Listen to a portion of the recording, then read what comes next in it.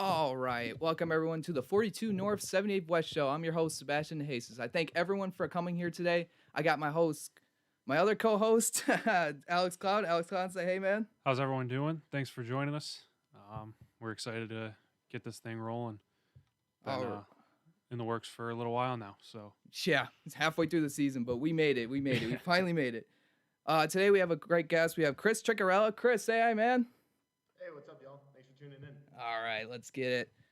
All right, so Chris, so you're coming from Robert Morris University, man. You going Yeah, man. sports? I didn't know you were going for sports management. I didn't know about that.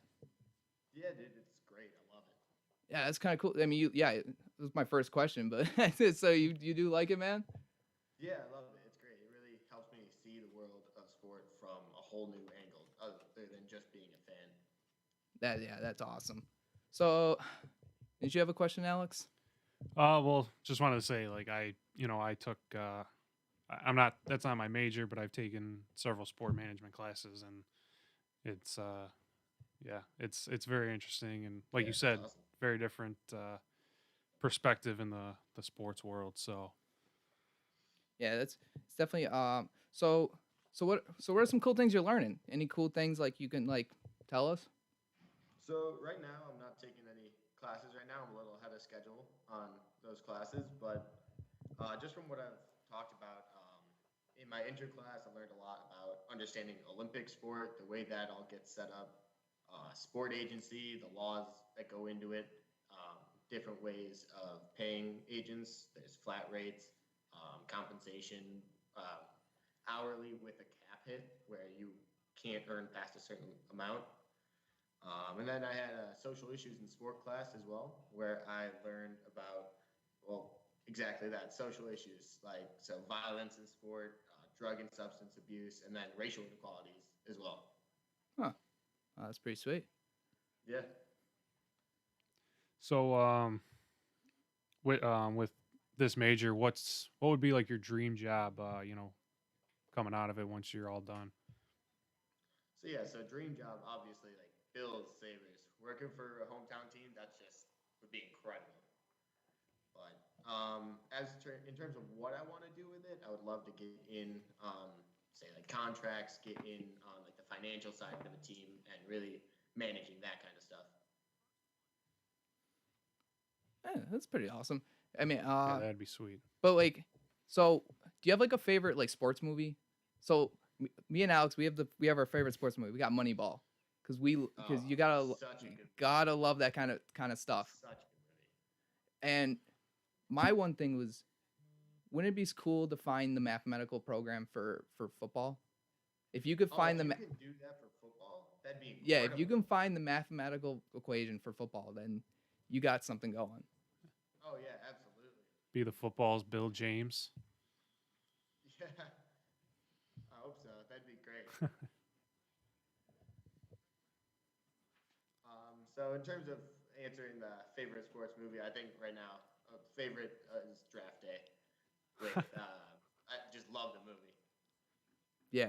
Wait. Draft day. I want all my picks back, Alex. and I want David I goddamn went Putney. David goddamn Putney. I just love that movie so much. Man.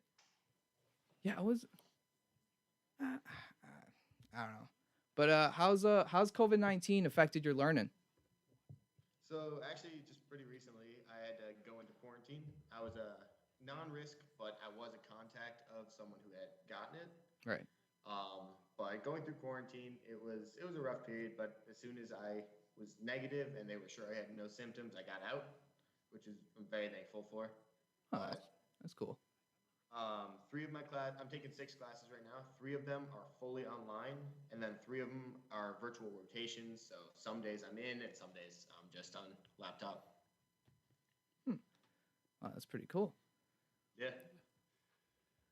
All right. Let's see. So what do you think? So what do you think of the Buffalo Bills' performance so far this season? I mean, look at the first four games. That's great. Last four It has was been a little iffy. pretty good. Last four has been a little iffy, but I'm really liking what we're seeing, and I think especially this week against Seattle, they've got a real good chance to reaffirm themselves as one of the top teams in the league. Yeah, that's yeah. I mean, if we can beat Seattle, Oh, if we could if beat we can beat Seattle. Seattle, but if you how to defend DK Metcalf and Tyler Lockett at the same time is going to be because Yeah, I didn't check. We don't have Josh Norman back, do we? no, we don't have Josh Norman back. I don't believe. No. I think we gotta stick Trey and have him cover Lockett the whole night Right. because I think he's just gonna be able to keep up with him a lot better than he will the physicality of Metcalf. Makes sense. Makes sense. Yeah, that was something I've been thinking about, like which one of them do you put Trey on? Like which one do you take your chance with? That's a good point though about the physicality of Metcalf. I mean he's very fast as well. So, but Oh yeah, absolutely. yeah, but yeah, I think I would agree about Lockett. But yeah, this week's obviously a massive test for us. Yeah. We like you said, the last few weeks haven't looked as good. No. But yeah. So how about is there something that you've learned that the average person like us, I guess you could say, wouldn't know about sports? If there's anything anything that really kind of caught your eye. Yeah, absolutely. I mean, first things first, like just understanding just how big the industry of sport is and understanding how it exists outside of just basketball, baseball, football, and hockey. Like anything from horse racing to the rodeo to lacrosse, like all of these things are sport, and it really opens your eyes to like how broad everything is.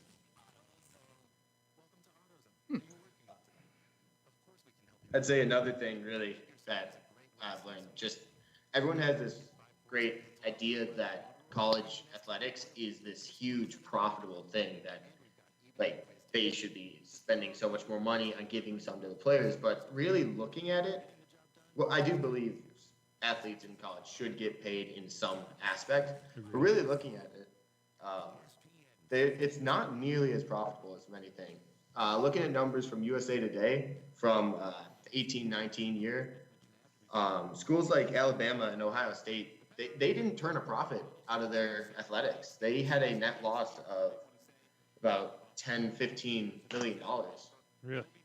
Yeah, and like there are still definitely a lot of schools that will make a profit, but it's only 2-3 million. Like it's a lot closer than people really realize.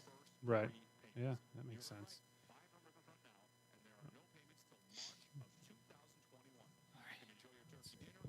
Sorry, guys. I was checking up on the stream. We gotta make sure this is our first episode. We gotta make sure everything goes good. We're just Absolutely. if we see it, I don't see it. Well, we'll just keep her going. We'll just get if people will just tell the critics will tell us what's going on after. We'll just go roll with the punches. Roll with the flow. Yep. All right. Yeah. So, Chris, you sticking around for some news? We can Yeah, absolutely, man. Let's get it. All Great. right. All right. So we got some COVID news. So we got Bears, Texans, and the Colts closed their facilities. I mean, it's not a recurring thing right now, but it's just good to know. But if you're the Tennessee Titans and you can go 2 weeks without practicing, I guess you're all right. Yeah, I mean, we played some real bad football, so I don't think that's going to be the real idea of what's going to happen coming out of no practice. But they've shown that it can be done. Yeah, what do you think, Alex? Yeah, I mean, it's tough for a team. Well, it's tough definitely for teams like the Colts and Bears. I mean, they're right in the thick of things still. I mean, Houston's. What do they won? Or they won their second game yet? No, I don't think the Texans have. All right, yeah, I couldn't remember. Yeah, so I don't know if they're. I mean, the rest of this season's kind of a wash for them anyway. With the interim head coach. But yeah, I mean, the Bears and Colts right in the middle of the playoff race. Again, like you said, it's not ideal for, missing a week or so of practice. Well, neither one of those teams have Derrick Henry. So well, we don't need to talk about that. We'll just move on from that. We'll just move on. But So we also got Matthew Stafford was added to the list. Uh, I don't think he's not going to start. I didn't see anything No. about him. No, Now. he can't start this week. He can't No. start. Wow. Well, I mean, yeah, better be careful with him because he's deemed high risk apparently. So yeah, Yeah. I thought he wanted was, out of Detroit, but Detroit's kind of putting out a little run. So They had a good few weeks. Yeah. yeah, they had a good night Good, too, yeah. but we all see it. We all see it. We all see it. So all right. So what else we got? We got so COVID news. So what are we thinking about tonight's game? Got Packers and 49ers tonight. Packers. Oh my God, I lost my train of thought. Packers 49ers. Yeah, Packers 49ers. I'm sick and tired of seeing these 49ers at the primetime games.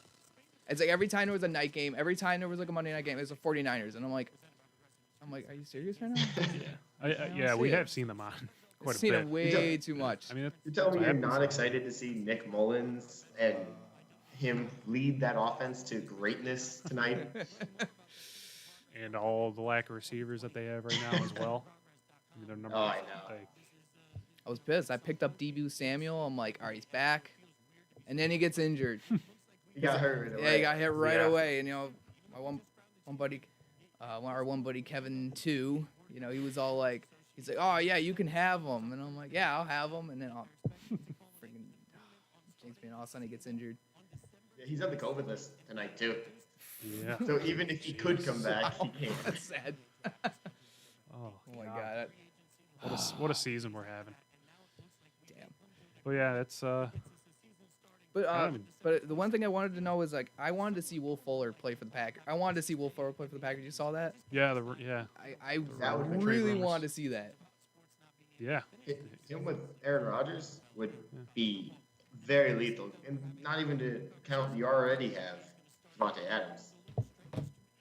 That would open up the deep threat for him even more. I mean, that's Fuller's specialty. He would be left. He would find his way open downfield even more. And Aaron Rodgers, how he's with Rodgers' ability to stretch the field. how that's- Aaron Rodgers throwing the ball this year, Will Fuller would have probably been one of the best receivers. Oh yeah, I mean the Packers. It should have been a no-brainer for them to go after a receiver. They refused to in the draft. You saw the one thing that makes me laugh is when I see Pat McAfee just go off about how pissed he is about do you watch Pat McAfee show, Chris? Yeah, I 'Cause do. I love that. every single day I just see this man go, oh, fucking Packers are the dumbest organization I've ever seen. And then Aaron Rodgers gets on his show and he's just like, dude, the organization you're working for is really trash. Like, what are you doing? Like, I'm just like, I mean- I'm like, this guy just. Rodgers probably would agree to it though. I mean, Yeah, when you what was those quarterback? I can't forget his Jordan name. Love. Jordan Love. yeah, Jordan Love. yeah. Instead of adding a receiver to help your team when you were one win away from the Super Bowl, Yeah. you draft someone who's not going to help you for 2-3 years at the I see earliest. it. I mean, if you're not going to go with receiver, you could even just grab D-line, linebacker, someone. The 49ers gashed him with the run. You got to fix something there. Yeah. See it.